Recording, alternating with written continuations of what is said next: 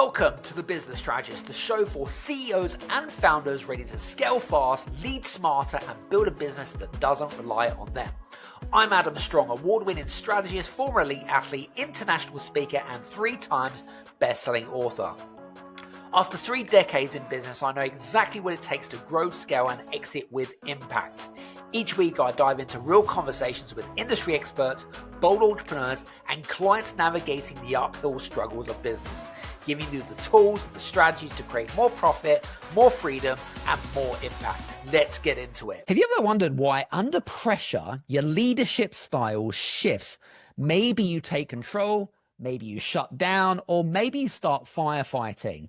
Well, what if those insights are not just random, but part of a deeper pattern that you've never been taught to recognize? And mastering it could actually change the way you lead forever. So today, we have a very interesting guest here on the show, and we're going to be talking about a topic that might be a little bit off track, but actually very much related to the world of leadership and management. Now, I'm here on the show with my really good friend, Rory Kilmartin. Rory is a relationship researcher and founder of the highly acclaimed Archetypal Relationship Academy.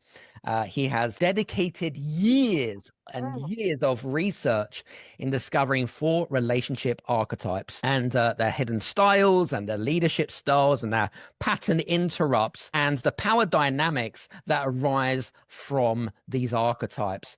We're going to be talking a little bit about human relationships, but more importantly, how we can improve our leadership, our communication, how we understand human beings. And I'm going to be really kind of getting a better understanding of these archetypes and how they can apply in your business and your leadership. So without further ado, Rory, welcome to the show.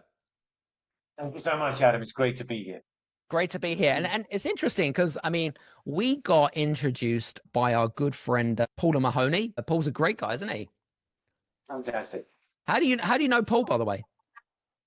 Paul and I shared a stage about 3 years ago, and a mutual friend of ours let him know that he should, if he could at all possibly listen to my presentation, that he should do that. So he very wisely did, and we got talking afterwards, and then he came and discovered my work, and now he's very happy to tell every man and his dog about the work I do. So I'm very grateful to have him as a friend. Love it. Yeah, Paul's a great guy. I've known him for quite a number of years. And for you guys that don't know who Paul Mahoney is, I mean, he's a social media expert. We've done various collaborations actually with Paul, Rory, over the years. And hopefully he's going to be coming back on the show very shortly. So we're going to have some great conversations, my friend. I'm really looking forward to it. Can you give us a little bit more context around what got you curious about patterns in human relationships and stuff like that? You've dedicated amount of years in this, call it niche or obsession or whatever you want to call it. I'd love to know where that came from. Yeah. It went all the way back to when I was around the age of 12 is my first memory. And I witnessed people who said they loved each other being cruel to each other in the name of love. And my little gentle soul said, my brain was like, something's terribly wrong. Because I was old enough to have a sense of what love is and what love isn't. And for those 2 things, for cruelty to be expressed in the name of love, I found that, like something's dreadfully wrong. And I just made this decision one day, which is I'm never going to do that to the person I love.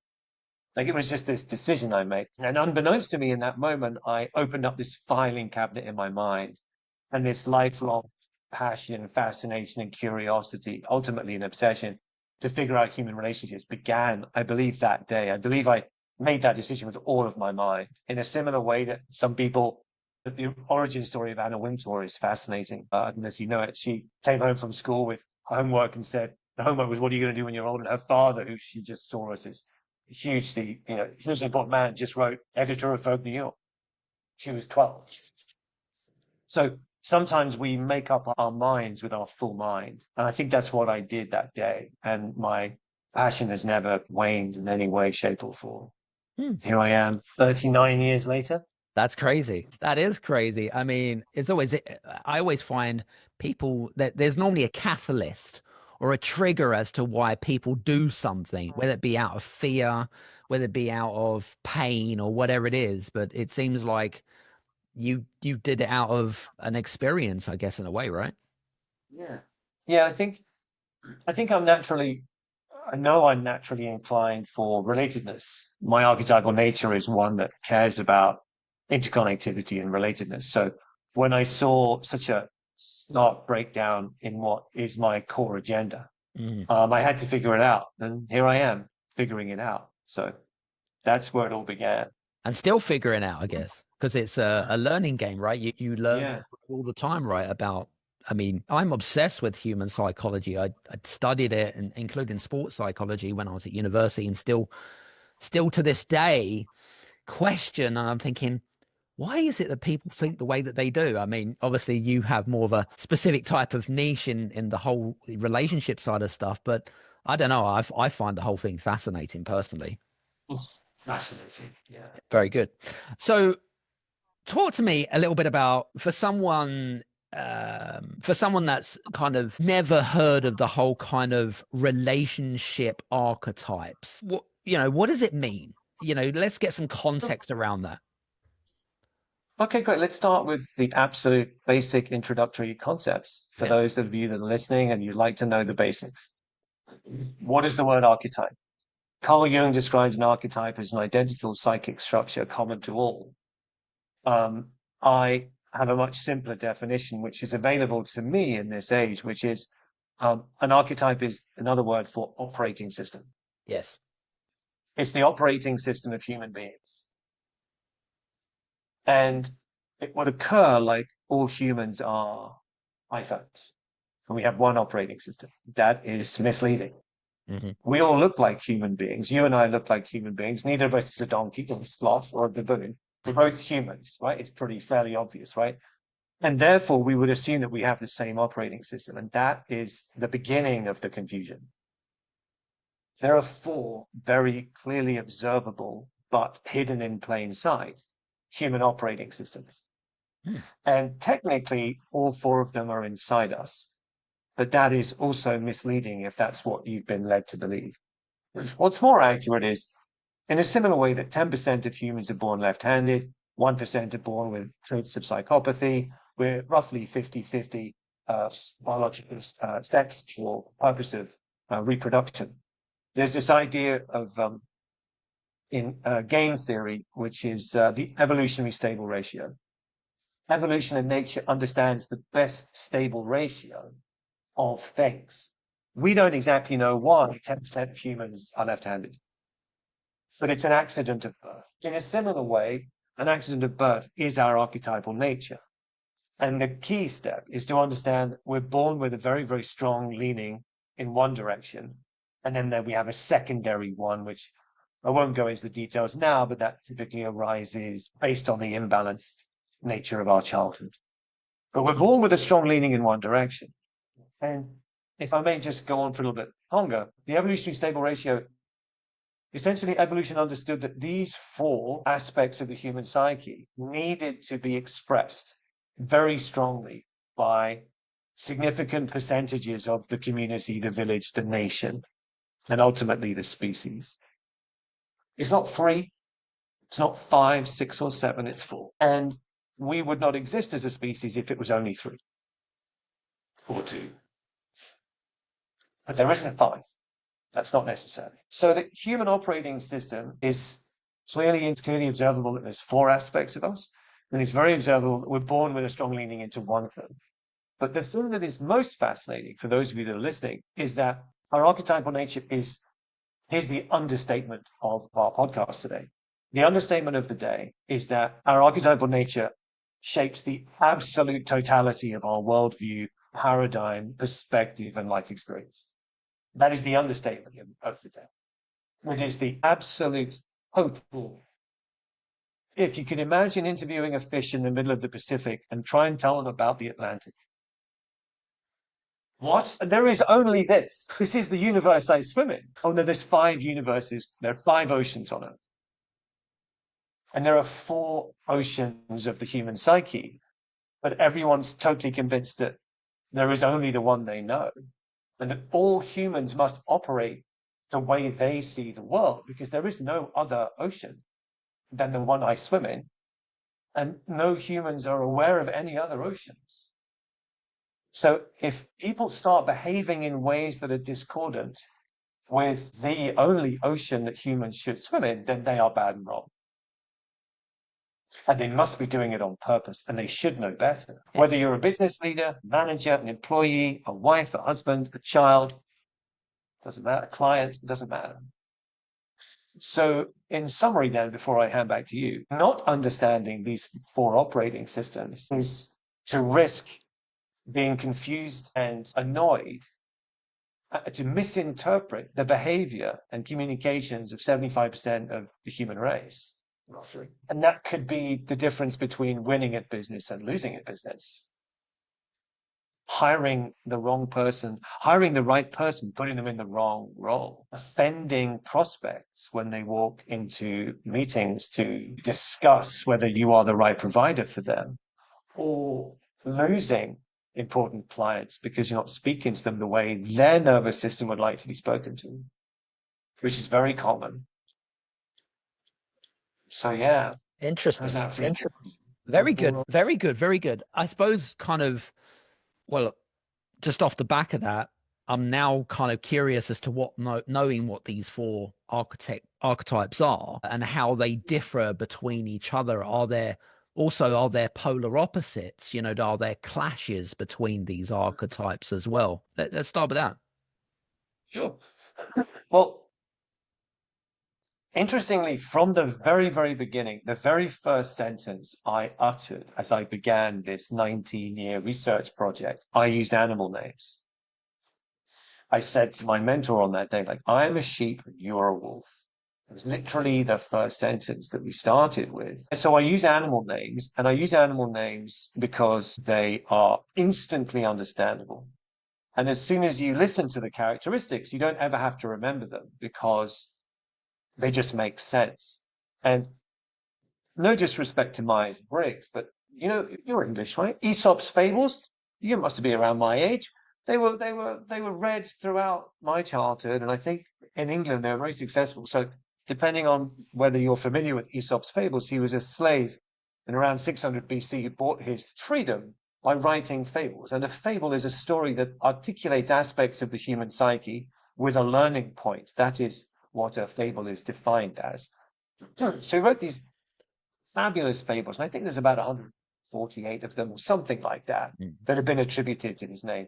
And they're all the lion and the wolf and the lamb, the crow and the fox, the lamb and the lion. It's all in there. And it was Aesop describing the different aspects of the psyche. And I think because I was aware of this as a child, there's 500 references to lamb and sheep in the Bible alone, and about 40 references to wolves. So these animal names are deep in our psyche because these are mammals, as are we, and we are reflected in them and they are reflected in us. So we have a common thread through, I think genealogy is the right word. I apologize if I got that word wrong. So here are the 4 animals. Aesop used the lion, the wolf, the lamb, and the fox, amongst others. I didn't like lion. For me, it was the gorilla, because the gorilla is a leaf-eating pacifist, but don't mess with them because they're in charge and they will control you. They will control the situation. And they don't find things particularly funny. They're a little grumpy. So the gorilla is one of the 2 external world focused archetypes. 2 of them care about the external world and 2 of them care about the internal experience of humans. Got it. It makes sense that half of the psyche would be interested in the external world and half would be interested in our internal experience. Right. Because we have both an internal and an external world experience. So gorillas are future focused. They care about the plan. They want to make plans. They wake up in the morning thinking about plans and what needs to be done.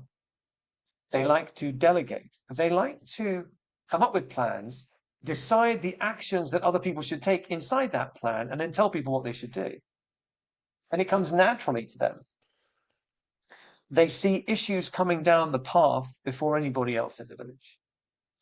And they care about the whole village. They care about the group. Two of the archetypes care about the group first, and two of them care about the self first. So the gorillas are external world focused. They care about the group.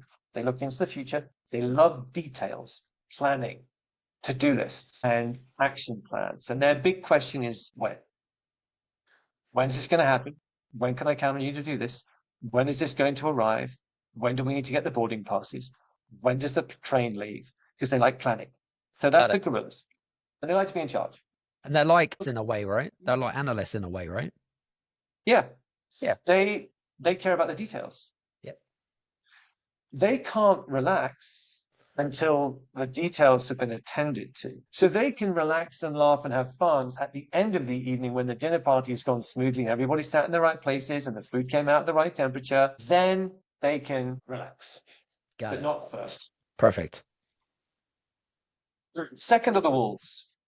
They are also external world. Whereas gorillas care about the integrity of systems and the workability of life and systems. Wolves care about the integrity of people and the workability of people. They are the bouncers of human history. They have been at the gate of the village and marching the perimeter of the village, ready for instant access to violence and aggression and heat and volume and anger. Because if you're watching the gate and suddenly a murderous thug and his mates approach the gate, you've got to be able to switch from chilling with your buddy to instant access to aggression. Wolves are the best salesmen because wolves care about, they want to be on missions. What doesn't matter what the mission is, digging a ditch, fixing a gate, packing up boxes, cleaning the car, doesn't matter. But they don't like a morning where there's nothing to do. That's just annoying. They want missions, a whole list of them. And they have a permanent mission, which is keeping the innocent safe. I am referring to benevolent wolves in this instance, okay?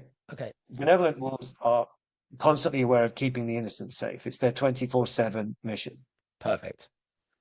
So for that reason, they care about dealing with issues first, long before they want to relax or cuddle.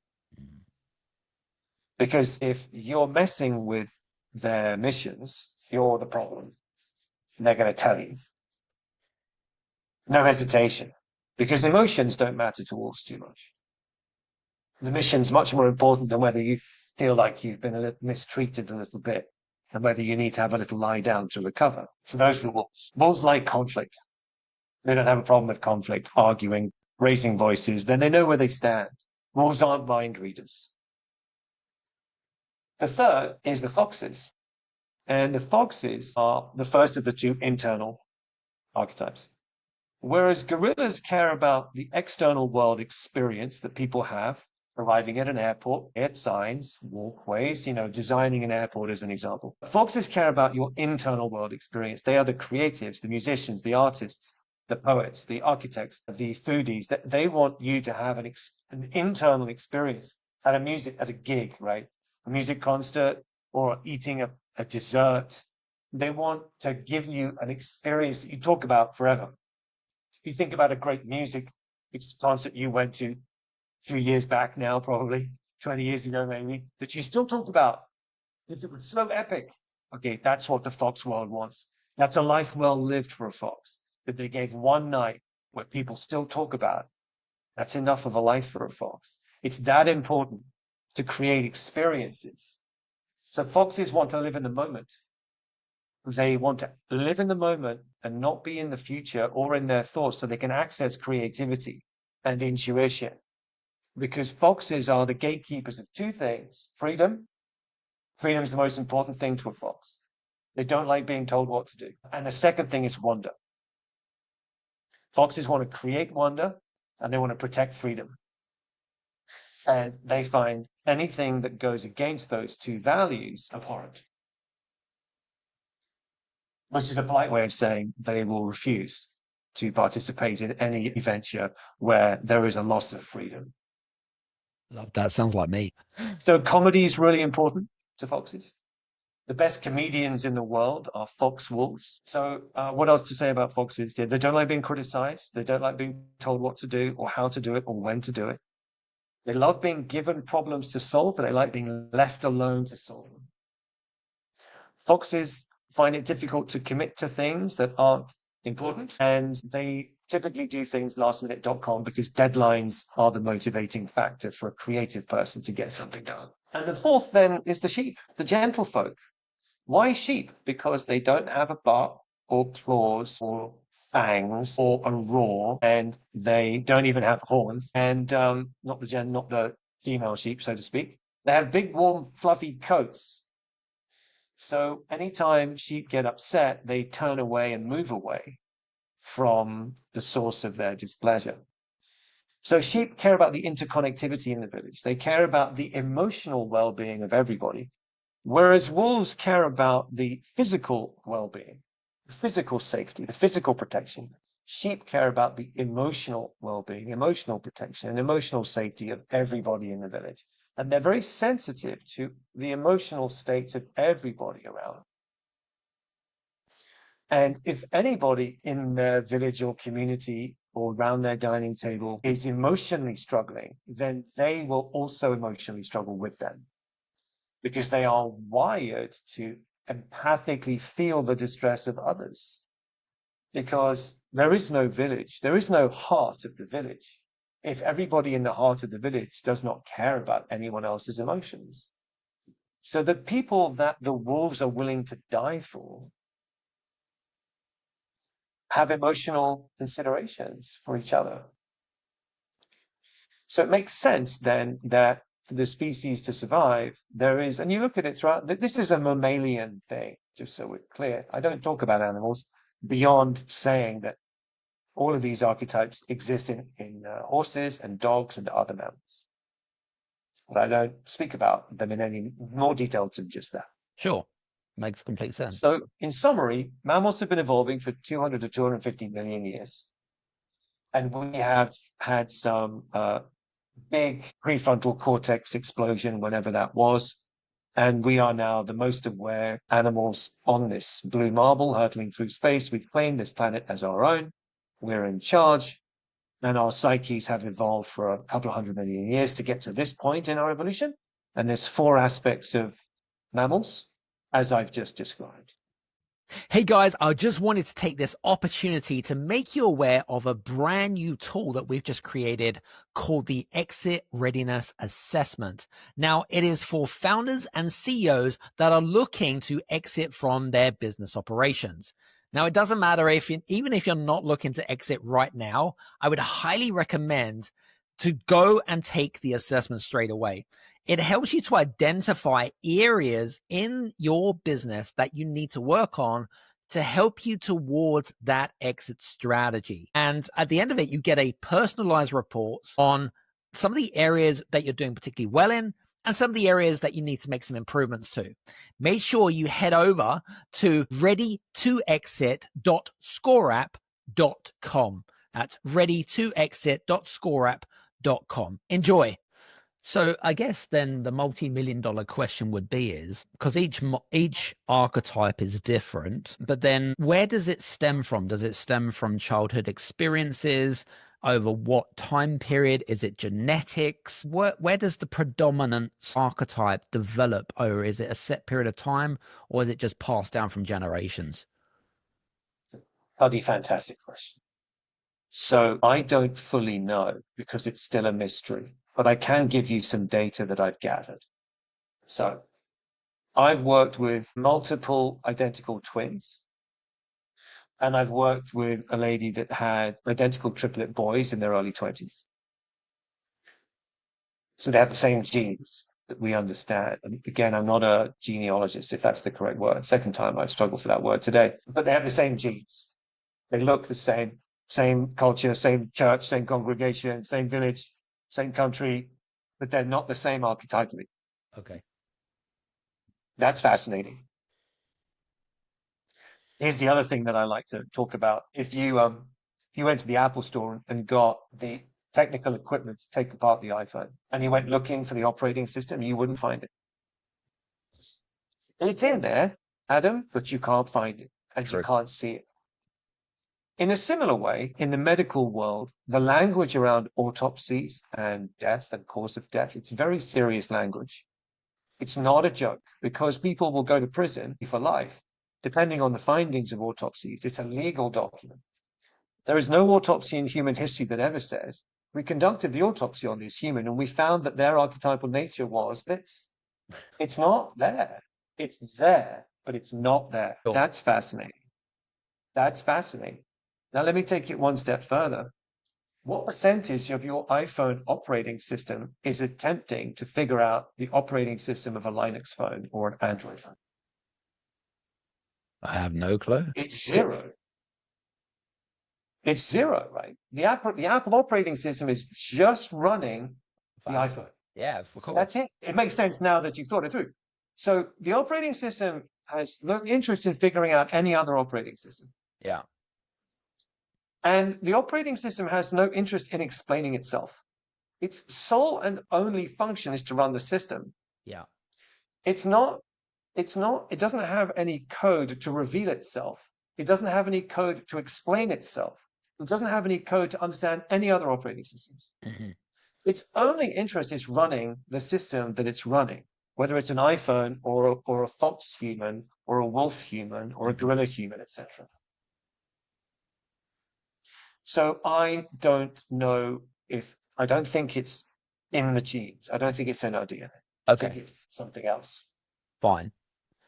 Interesting question. And I guess that, well, even though you've been doing this for, 19 years plus, I guess, in this domain, I guess the rest of your time and if you decide to continue to pursue down this path, that I guess that would be one of your main missions to see if we can find out any links in that, I guess. At the right time, I'll no doubt bump into the perfect person that will explain their life's work, that will fill in the blanks here. Fortunately, it's not a critical piece of information, but it is very fascinating. Yeah, it is. Once you understand that. Well, what's super fascinating, this amazing lady that I work with the triplet boys, she said at one point, I have every single book on raising boys. If I don't have it, it doesn't exist. She bought every single one she could get her hands on. Not a single one of them explained the operating systems that I explained to her in the first 2 hours of meeting her. Not a single one of them. And these books are written by very committed, mostly men, very committed people to help parents raise boys. But they're normally like... Not a single one of them. Not a single one of them explained what I've just explained to your audience in the last 10 minutes. But would you say that the reason why that is because there's this ideology of it's basically generally it's not very subjective, it's very opinionated. It's just an ideology of what we believe, the way that we bring up boys and understand, you know what I mean, and the opposite sex. So I do. But the answer is, I've already given the answer, which is what I said was the understatement of the day, which is our archetypal nature is the absolute totality of our worldview and paradigms. And we don't even conceive that there's another ocean, that there's another operating system. So all books are written by people biased through their operating system. yes. So what's fascinating, for example, is I would probably say that between 95 and 99.9% of all books, articles, and material about relationships is written by sheep. I love it. Now that's a problem. That is a big problem. We need more gorillas and wolves, people. Love that. With regards to the animals, for context, are you saying that a lot of human beings generally fall under, if we take 100%, for example, I may make up, say, 50% of a gorilla with a little bit 20%, say, a fox, etc. Does that make sense? So you've got like this overall context of I'm more predominantly wolf / fox. Have you found that is generally what the case is? Yes, it's exactly that. Okay. So I didn't quite answer the second part of your question a moment ago. So our primary archetype, I believe, is assigned before birth. Okay. And I'm yet to prove whether it's in our DNA and our genes or not. We are then influenced by the most imbalanced energy in our childhood. If the imbalanced energy of our child, so each of the 4 archetypes has an expression of imbalanced energy. Mm-hmm. So in the gorilla realm, the imbalanced energy is controlling, dictatorial, demanding, and tyrannical. So in other words, in short, tyranny is that aspect of the imbalanced aspect of that aspect of our psyche. In the wolf domain, it's the bully, the sadist, and the tormentor, the dominator, essentially. So in one word, the bully energy is in that realm. The fox realm, the imbalanced energy of that is the manipulator, the slippery, lying, deceptive con man type, gaslighting type energy. In its imbalanced form, very chaotic, very unreliable, very inconsistent. Mm-hmm. The imbalanced energy of the sheep is the passive, aggressive, victim, manipulator. Manipulator is the sheep fox, but very much this passive bystander. They allow and tolerate, they essentially tolerate abuse by being incapable of addressing it. For example, each of the four archetypes has its imbalanced expression, Yes. immature expression. So if you're a child, for example, if you were born a sheep or a wolf and the predominant energy of the childhood home was very imbalanced fox, chaotic, inconsistent, unreliable, dishonest, Yeah. what rises up is gorilla urges, because the gorilla realm is the opposite realm of the fox. It's the realm that wants to create order and consistency and reliability. It wants to create systems and workability. So that these urges naturally rise up inside us when we're children, depending on the extent and nature of the imbalanced energy of our childhood.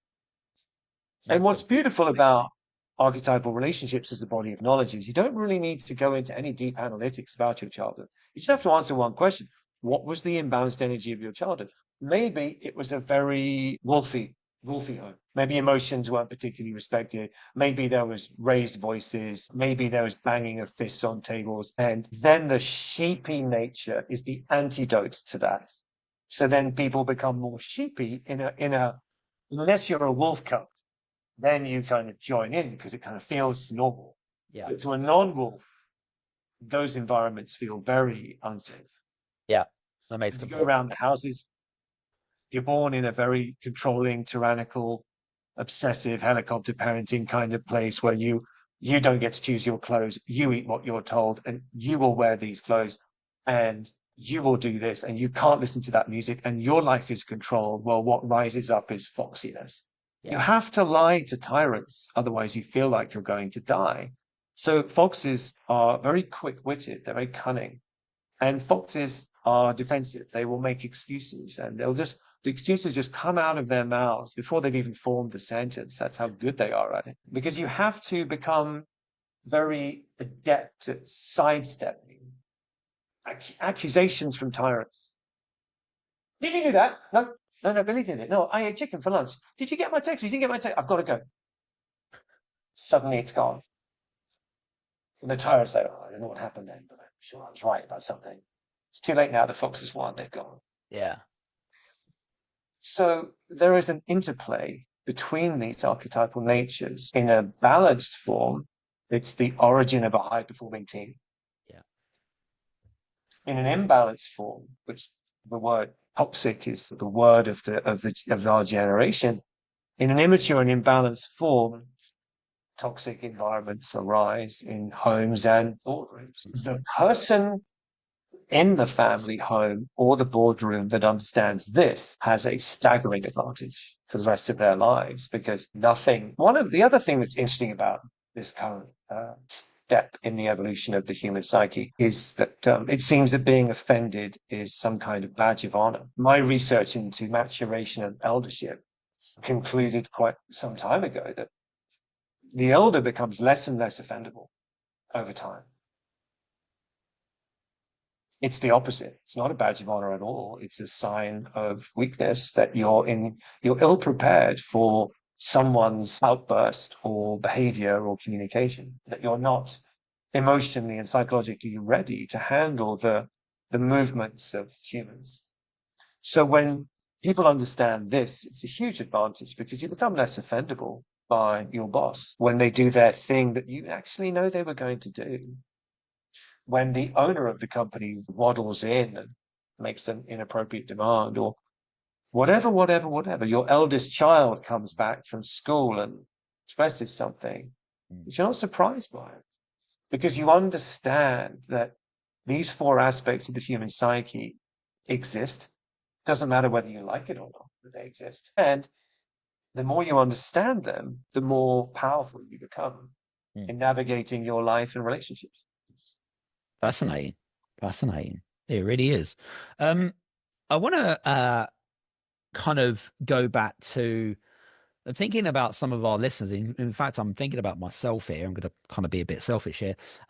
But founders, CEOs, people that are listening in, a lot of them are running their businesses, small, medium, whatever it might be, or making decisions.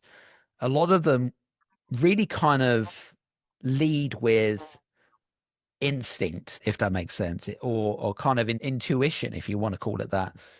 How can knowing your dominant archetype help them become more conscious-led leaders, if that makes sense? I think an interesting thing to point out is that more often than not, the origin of a business idea is going to come from a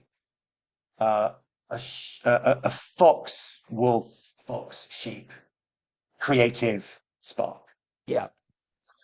And it's summed up perfectly in Michael Gerber's The E-Myth, which I'm sure many of our listeners have read today. The story of the amazing pie maker being encouraged to make a pie making business and not knowing the first thing about running a pie making business. Yep. That's Genesis of the story, right? So a lot of businesses, the spark of the origin is a foxy creative spark. But the function of running a business is much more the guerrilla realm. Systems. Yeah. Consistency. Protocols. Processes. Invoicing. Management accounts. Submitting forms. Regulatory checks. It's very much, businesses are run ideally. Head of operations is a gorilla, not a fox. The CEO ideally is a gorilla. So just to start, not ideally, that's a bit absolute. I'm not very keen on absolute, so I might take that back. But more often than not, you want that very left brain, future-focused, didactic, process-driven brain to be running the business. And I just want to point that out because often foxes end up becoming the CEOs of their own project. Yes. And that may not be ideal because a sort of a metaphor would be, we're going to sail, my friend Peter rowed across the Atlantic at the end of last year. Herculean effort. I don't have any plans to do it, but it sounded like fun. But you have to be on course all the time, right? So van life and lastminute.com is the world of the foxes. No real map, no real plan. We're just going to go with the wind and go to whatever place we want to go to on the map. But to win at business, you need a long-term vision, direction, strategy with well-coordinated GPS settings. Yes. Milestones. You need to calculate budgets and how much fuel you need. And when you're going to fill up on fuel, you can get with the metaphor. If you're wishy-washy, go nowhere. True. I agree. There's a famous line, which I think I came up with, which is the wastelands of failed businesses are filled with people that didn't attend to the details. This is a long-winded answer to your question, but the more a business owner or business leader understands what I'm talking about here today, the better able they are to recognize their natural inclinations. Yeah. So gorillas wake up in the morning and think about the plan. Effortlessly. So I ask this question of my clients regularly, and I work with large groups of people regularly from all over the world. And they come together, and the programs work incredibly well because I get the different archetypes talking and revealing themselves, and it works incredibly well. I often ask people a question: if I took away all responsibility, took away parenting, we should wave a magic wand, you had all your money taken care of, and you had 30 days where you answered to nobody, what would you wake up and think about on day one? Good question. And the four archetypes come up with different answers. Mm-hmm. The foxes want to go on adventures. They want to go and chase experience. The inner hedonist rises up inside them. Sheep, they want to travel the world and find the people that they've previously cared about and connect with them. Like They a want to go tribe. and have meals and dinners. They want to reconnect with the people they love. Beautiful. Always want to get on a mission. Doesn't matter what the mission is. Doesn't matter, but they want to be on a mission. It might be a camping mission. It might be a mission into the wilderness, but they want to be on a mission. Got And it. gorillas start making plans. They've got 30 days to get ahead. Deep down, if they could, they'd go and clean out all the closets. They'd go and deep clean the house and get everything punctual. They'd take care of all of their accounts. They would get ahead of everything on their to-do list, and then they might spend a few days on holiday at the end. Because each of these archetypal natures is governed by different operating systems, different governing forces. Yeah. So if you have a sheep running a business, they're going to be more concerned about everybody liking them and being happy than making money. And that's difficult, especially if you are a sheep. Yeah. Trying to make without making money is no business, my friends. They run out of oxygen. Absolutely. Have you So I was going to say to you, you mentioned just earlier on, I mean, you work with numerous clients. Just by simply understanding certain archetypes, or should we say, certain archetypes, have you seen like how it's helped a founder or a CEO, maybe that because they have this understanding of archetypes, that they've gone in and they're like, yes, I need to reassign people in the team because it's not working? Because I'm sure you've come across this quite a lot. Can you give us maybe a case study or someone that you've worked with? Yeah. I worked with this fabulous lady not too long ago, end of last year. She's a lawyer. Yes. She came across my work and she did a 4-hour workshop with me, and it just completely blew her mind. And she went back to her company. She realized she got everybody in her company, all of her 6 employees, to do my quiz, Beautiful. archetypalrelationships.com/quiz. And then they got stickers and put them on their computer screens so everybody could visualize and remember what their archetypal nature is. And then she realized that 2 of them were in the wrong roles. There was a gorilla doing a fox job, and there was a fox doing a gorilla job, and she switched them both. And instantly, the experience of the team jumped 20 points. Everyone was so much happier because they were in the right place. Beautiful. But then she took it one step further, and she changed the way she did discovery calls and meetings with new prospects. Instead of delivering them the way she wanted to do them, because she's a wolf, she realized that the first thing she had to do was find out the archetypal nature of the prospect. So she borrowed a few of the questions from my quiz, and she said, I hope you don't mind. I said, I don't mind at all. And she turned the discovery session into discovering what their archetypal nature is. Mm. And she then, in their tracking system, she's got that recorded. So if a client calls up, everybody knows this person's a wolf. Okay, so wolves prefer things to be blunt, direct, straight to the point, and then they might socialize with you afterwards. Got it. If it's a sheep, you've got to connect with them first. You got to connect with them. How are you? How's your mum? Did you go? How was that holiday? You've got to connect with them first, because once a sheep feels connected, then they can get down to business. If it's a fox, typically, not always, but typically, they need to know that you're lighthearted and that you can laugh. Foxes don't like to do business with anyone that they don't think can laugh. Yeah. Because humor is such a vital aspect of life. Because it means if you laugh, it means you can experience joy. Yes. It's a precursor to joy, and joy is in the realm of wonder. So her client acquisitions jumped very quickly. She said she couldn't believe how effective it was because she started talking to them the way their nervous system wants to be spoken to. Then what happened is client retention went up. She stopped losing clients because every time a client called in for an update, she used to give them a wolf update. And that doesn't work for everyone. So now she gives people updates according to their nervous system. So client retention's gone through the roof, client acquisition's gone up, and that her team is happier. And she had a whole bunch of personal success stories that I won't mention here. But everything in her personal life improved with her husband, starting a family, health, sleep. Beautiful. Has a massive knock-on effect. The ripple effect is enormous, yeah. But I think from a business perspective, making sure people are in the right position, Hmm. is huge. No disrespect to some of the other personality profiling. The problem with them, and I won't mention them, but if you're in business, you've probably heard of them. The problem with them is that they're static and they're two-dimensional. Yes. So they have initial value, but under stress, under pressure, and in real life, they fall down because they don't have enough. They're not dynamic enough. They're not three-dimensional enough. Archetypal wisdom, as I call it, the underlying body of knowledge that I discovered, it is dynamic and three-dimensional. So I'll give you a quick story. I worked with a guy who was a pediatric surgeon. He had a PhD in pediatrics, I think. PhD in something, and he was a pediatric surgeon. Incredibly bright, committed, 29-year-old, I think. Wow. And he came to me, he was recommended to me, and he was like, I've been recommended to you. I said, tell me what's going on. He said, I don't understand something.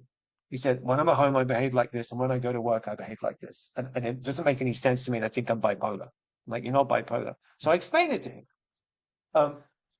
His girlfriend was a bristling wolf.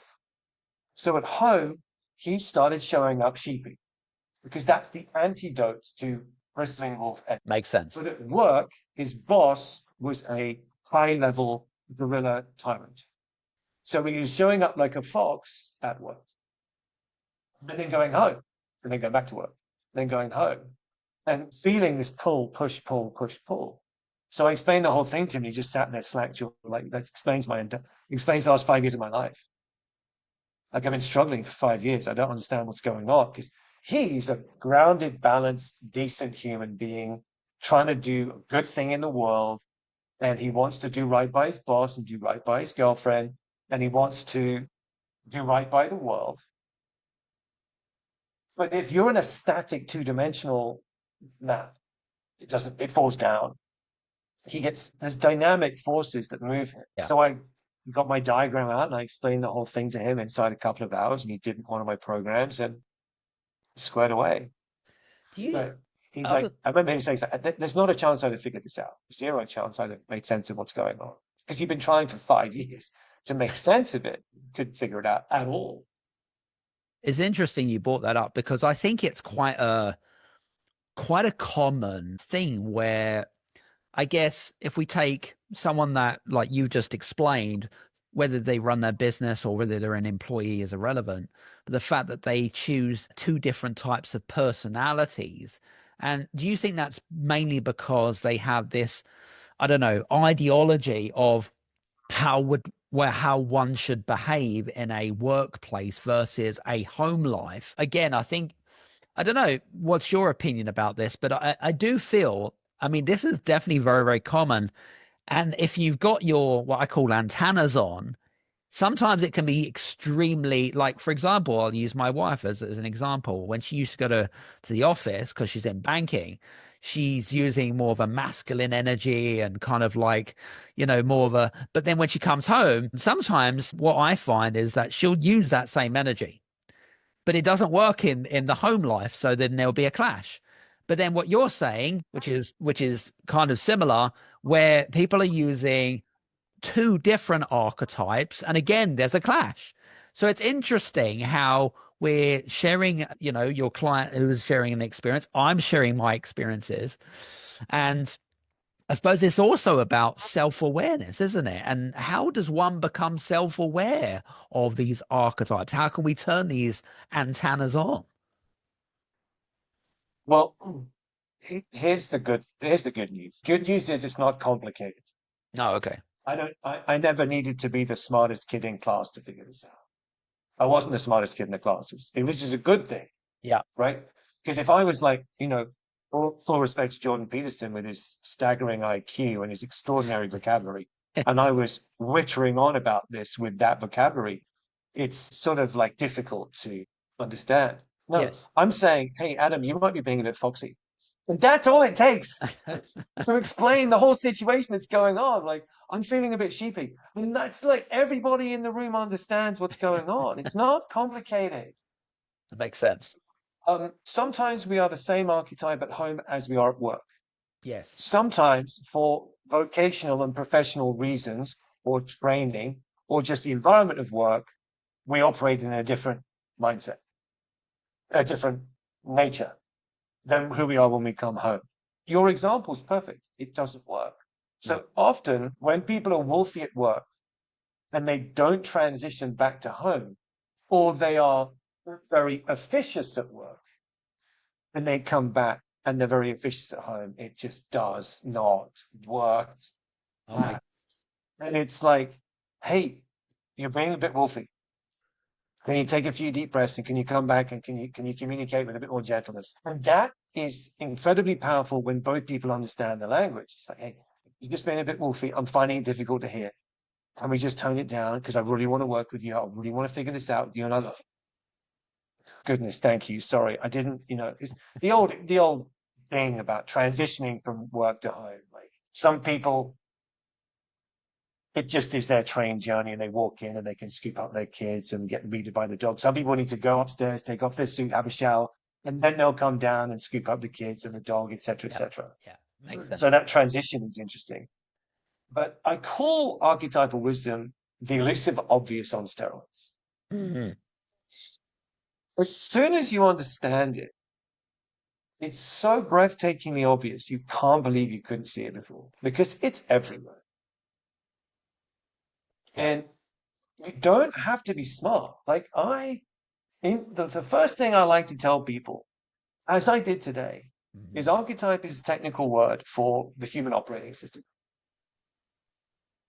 And we all have a smartphone, typically. So we all understand that there's an operating system. We all understand it's invisible. You can't see it. You can't find it. It has no language. It's not attempting to explain itself or reveal itself or figure out any other operating system. Its sole interest in life is running its own operating system. And that's us. Love it. Some very interesting points. I want to, because I am conscious of time, but there's something that I want to share. I've been an entrepreneur since I was 11 years old, basically, long time, right? And for many years, I actually wrote about this on LinkedIn, a piece of content about the fact that for many, many, many, many years, I wore all the hats, made all the decisions, firefighting, kind of basically, I was the bottleneck in the business. That's what prevented me from growing. Now, I think this is going to very much relate to some of our listeners, but if instead of trying to be everything, do everything, as most entrepreneurs or CEOs or founders do, if you could pinpoint one natural talent from each archetype that we could lean more into, what would be that particular talent that we should nurture more? I love the question. I think I'm going to answer it in a slightly different way and say one of the most powerful things anyone can do that is responsible for anything, whether you're running your family home or you're running a business, is to understand the underlying invisible agenda of all four of these operating systems. Okay. And then once you understand the agenda, you understand what their waking thought is. Because once you understand the waking thought of a person, you understand what matters to them. Once you understand the agenda, you understand what matters to them. And then you very quickly understand how they like to be spoken to. And you understand what kind of things they're very good at. So, for example, if you give a gorilla a bunch of things that need to be done, they will get straight to them. Yeah. Because the gorilla psyche is, why do tomorrow what you can do today? If we get it done today, we're going to be more resourceful for any unforeseen problems arising tomorrow. The fox psyche is like, why do today what you can do tomorrow? Let's have more wonder in this moment, and we'll get to that when the deadline arises. And she would like to wake up every morning, and in the space between sleeping and awake, for an hour, they would like to lie in the arms of someone that loves them and just gently have their forehead kissed for about an hour. And then they'd like to get up, brush their teeth, go to the kitchen, put the kettle on to make a strong cup of English breakfast tea, no doubt, and then have a standing cuddle for the 2 minutes while the kettle is boiling. And then go about their day and have no issues at all. Nobody get cross or upset with them, and then repeat that process on the way back. Another hour in bed in the arms of you. And then just repeat that every day for the rest of life until we die in our sleep. Or I have a friend, her brother is a wolf, and he travels back from England to Australia, where he's from, every year or two, and he visits his mum on his holiday, and he doesn't spend 2 weeks at the beach drinking margaritas, going to clubs. He makes a list of missions: fixing gates, pulling the fridge out, cleaning behind the fridge, going into the loft, fixing the backyard, mowing, dealing with people that may not be providing the right service. And he just gets on missions. That's his holiday. He's thrilled. Now I'm like great beach vibes, drinks around the pool with great music and a DJ. That sounds like a great holiday to me, So everyone's to their own. Now, let me try and land the plane. Once you understand the underlying agenda, you understand what people are good at and how to get the best out of them.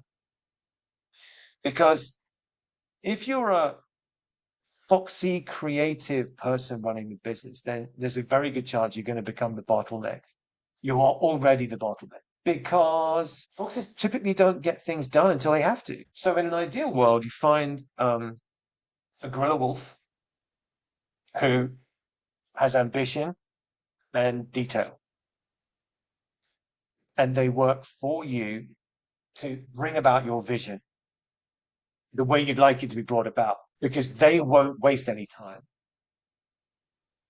And they won't talk around difficult conversations. If somebody's repeatedly late and they're slacking, they're going to tell them straight away, hey, third time, what's going on?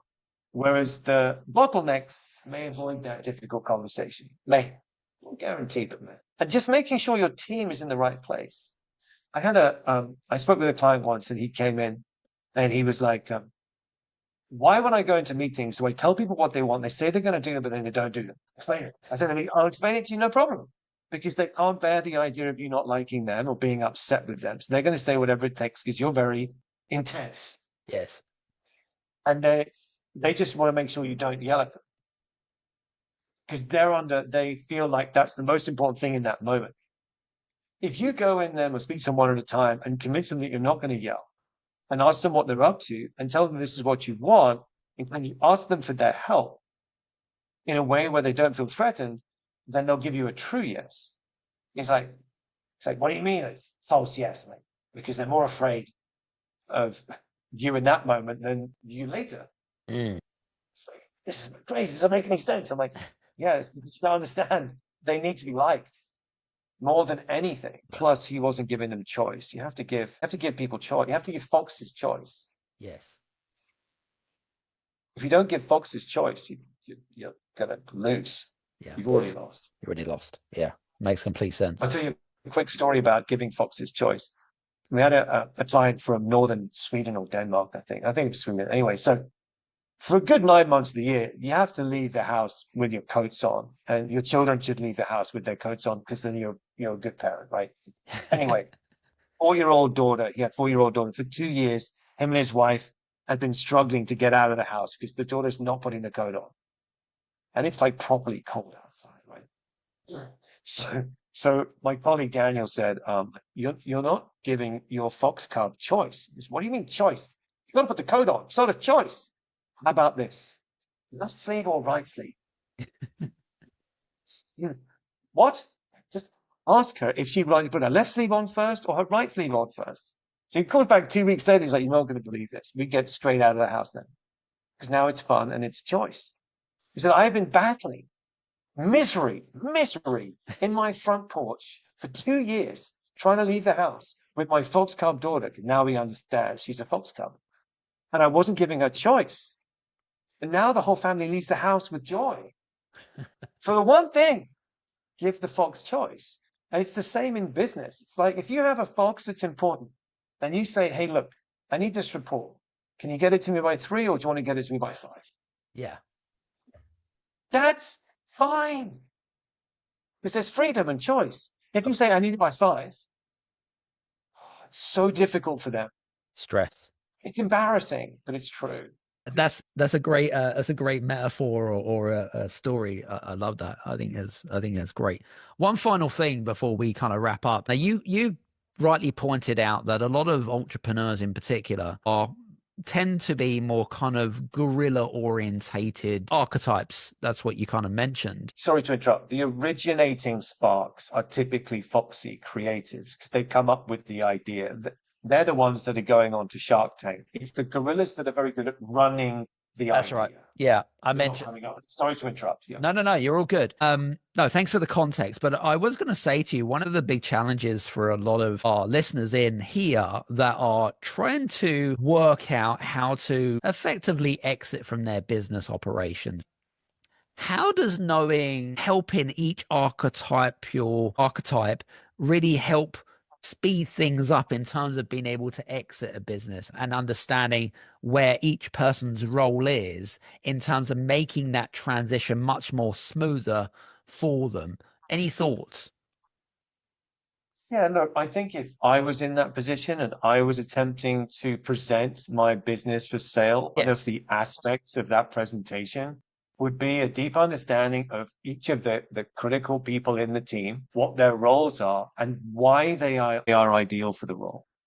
And I would add references to information such as this, whether it's the disc model or whether it's some other thing, or ideally this is the truth because we have a deeper understanding. Yes. Because that shows a deep understanding of the natural talents and abilities of the team members in the role that they're in. Like the simple headline is this: the managers and the operations managers, they're the gorillas. Yeah. Sales is the wolves because they can take no. They're not offended by no. They don't care about rejection. R&D, creative design, that's all the foxes. HR, clients, customer services, those are the sheep. Yeah. And that's the village. That's the whole village expressed in business. Mm. I heard a story the other day about a Japanese company that was a massive company, and the founder was a sheep, but he was smart enough to employ all the right people to do it. And then eventually they got rid of the founder and they got the heart left the company. The company shrank by 90% within 5 years. Wow. Because the heart of the company had gone.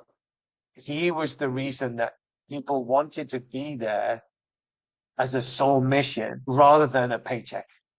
And once he left, it's like the mother figure of a family,